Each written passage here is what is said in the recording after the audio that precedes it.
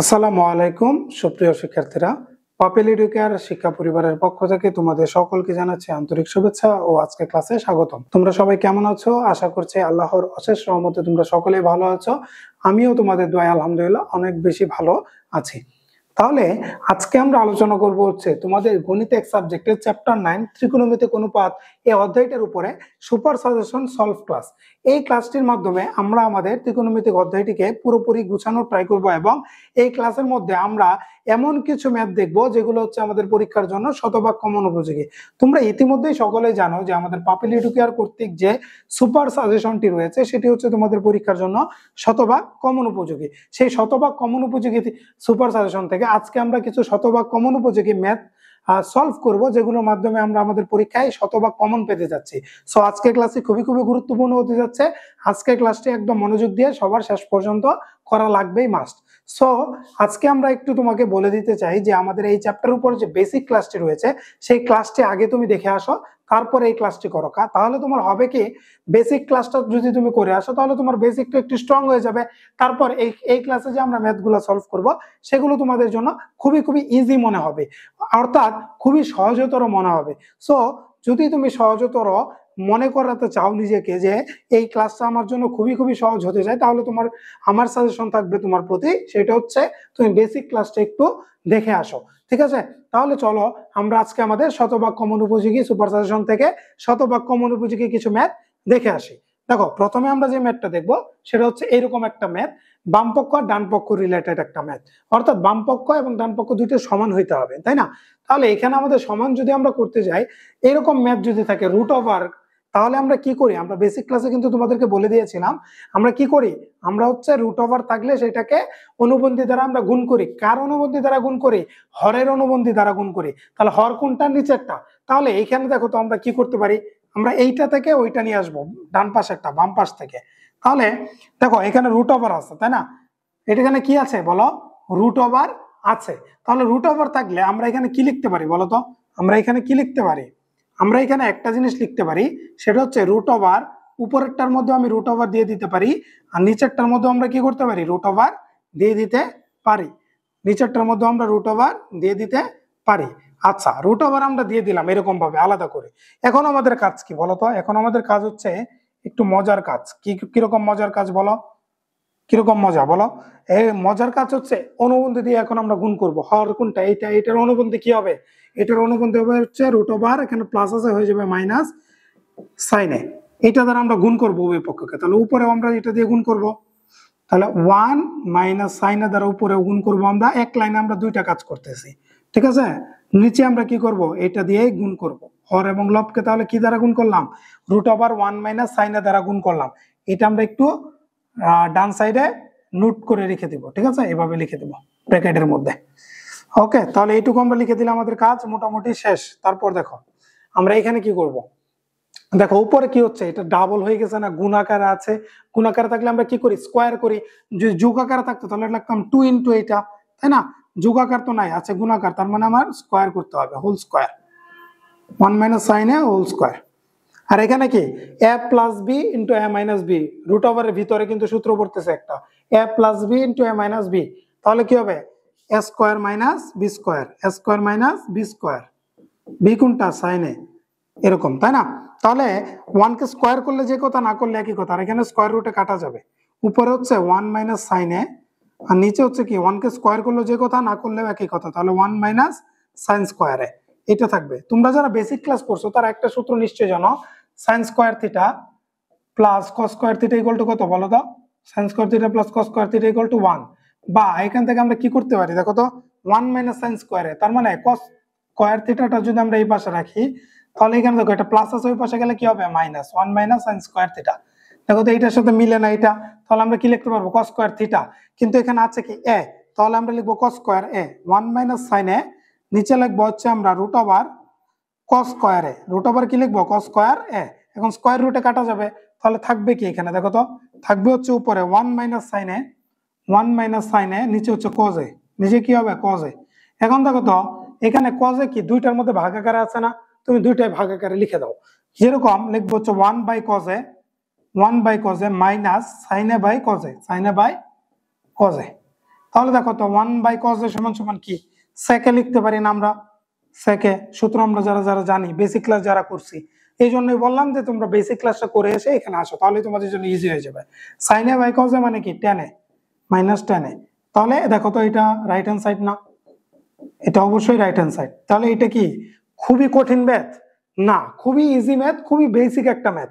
Just একটু আমাদের সূত্রগুলো জানা থাকলেই, টেকনিক গুলো জানা থাকলেই, যে রুট ওভার থাকলে কি করব আমরা, এগুলো জানা থাকলেই আমরা খুব সহজেই ম্যাথ করে ফেলতে পারি। ত্রিকোণমিতি আসলে খুবই সহজ জিনিস, কিন্তু তোমরা এটাকে কঠিন বানাই ফেলো, মনের মধ্যে রেখে দাও যে না ত্রিকোণমিতি মনে হয় খুবই কঠিন।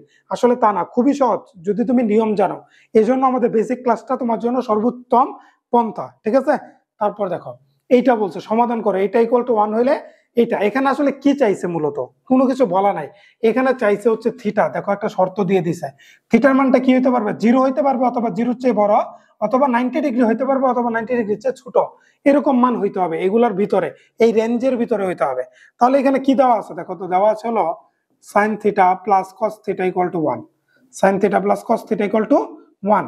বা এখান থেকে আমরা কি লিখতে পারি, দেখো তো এখান থেকে আমরা লিখতে পারি হচ্ছে cos থিটা ইকুয়াল টু, এখানে লিখে দিলাম 1 মাইনাস সাইন থিটা, ঠিক আছে না, কারণ এখানে প্লাস আছে, ওই পাশে গেলে মাইনাস হবে।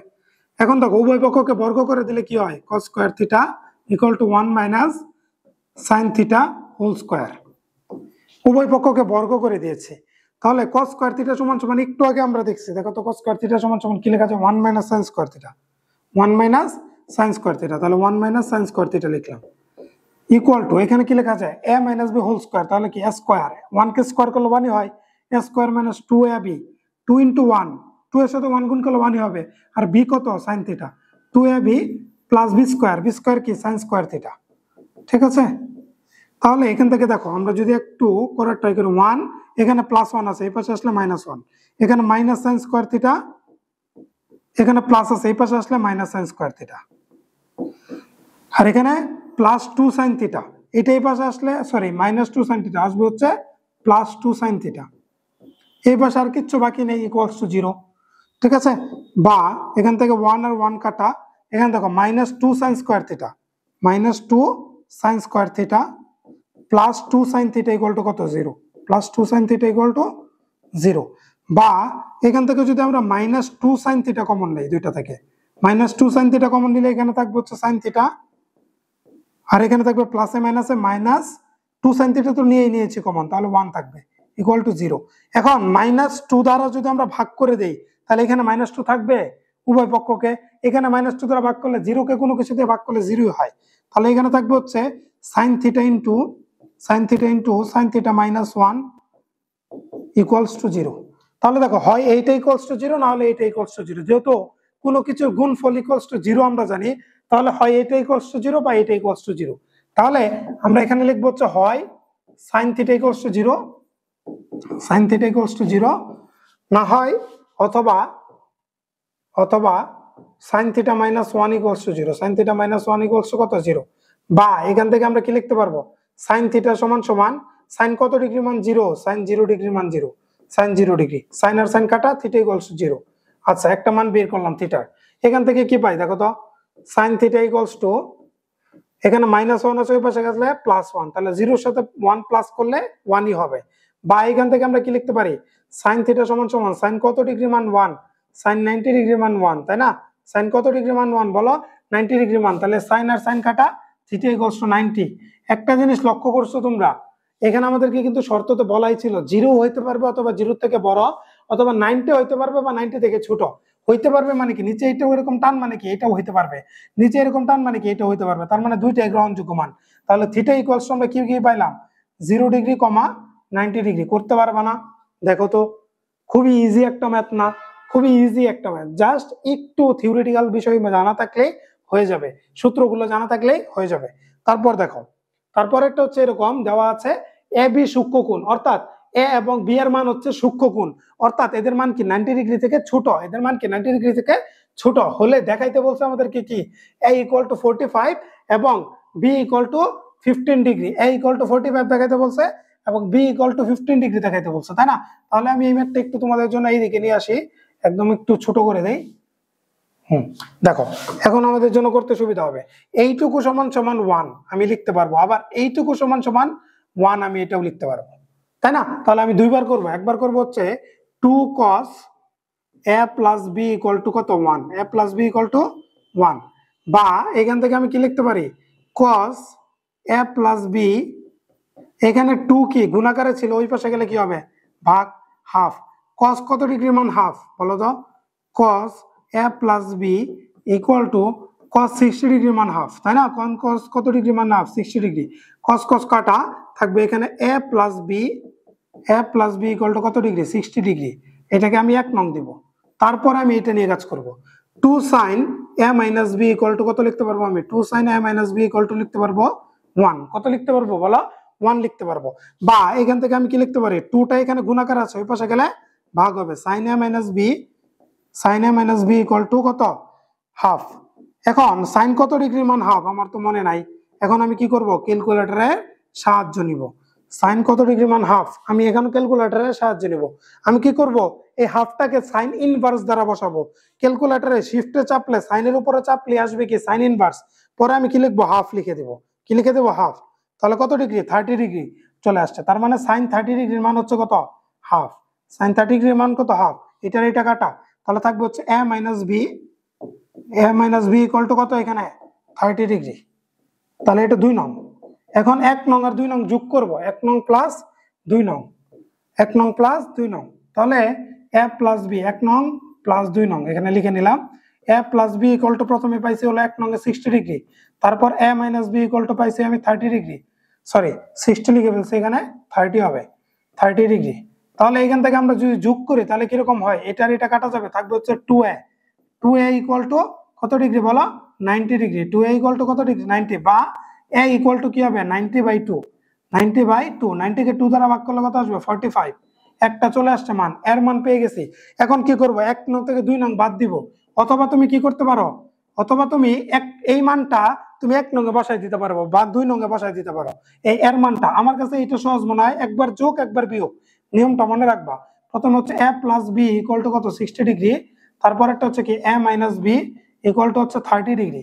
এখন বিয়োগের সময় কি হয় চিহ্ন চেঞ্জ হয় না, এটা হবে মাইনাস, এটা হবে প্লাস, এটা হবে কি মাইনাস, তাহলে এখানে দেখো প্লাসে মাইনাসে কাটা থাকবে হচ্ছে 2b ইকুয়াল টু হচ্ছে 60 থেকে 30 চলে গেলে 30, বা এখান থেকে b ইকুয়াল টু আমরা কি লিখতে পারি 30/2, মানে কত বলো তো 30 ডিগ্রি বাই 2 মানে হচ্ছে 15 ডিগ্রি, কত ডিগ্রি বলো 15 ডিগ্রি, তাহলে b এর মান কত পেলাম আমরা 15 ডিগ্রি, তাহলে এর মান হচ্ছে 45, b এর মান 15, দুইটাই কি আমাকে প্রমাণ করতে বলছে না, এই যে দেখাইতে বলছে না, তাহলে লাস্টে লিখে দেবা দেখানো হলো, করতে পারবা না?